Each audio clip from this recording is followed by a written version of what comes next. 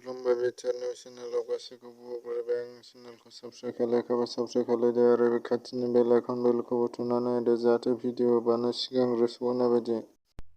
खोला भारतनि मुंदांखा फावखुंगुर स्टाइलिश सिद्धार्थ आल्लू अर्जुननि देहायाव कर'ना पजिटिभ मोननाय जादों। 18 बोसोरनि सानि सुबुंफोरा कभिड-19 नि भेक्सिन लानायनि थाखाय आर'जलाइ गथायनांगोन।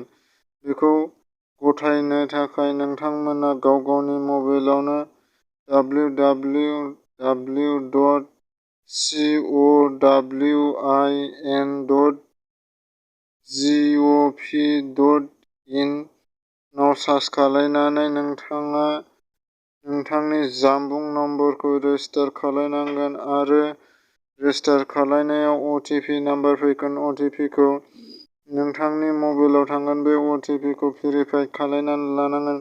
नोंथाङा थानाय सरकारजों गनायथि होजानाय सिनायथि बायदियै जेरै आधार कार्ड, ड्राइभिं लाइसेन्स बायदिफोरजों गनायथि खालाम।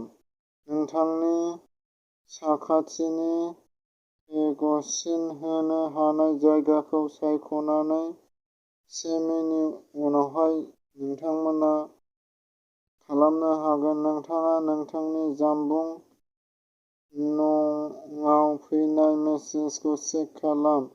जेब्ला नोंथांनिसिम भेकसिन सौफैगोन अब्ला नोंथाङा रेजिस्टार खालामना मोन्नाय सिनायथि बिलाइखौ लाफानांगोन।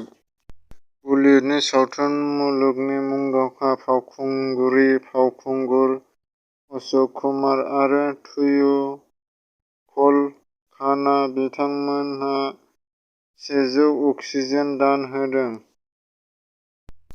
मैया फुंनि 7:52 रिंगायाव फैनाय बारआ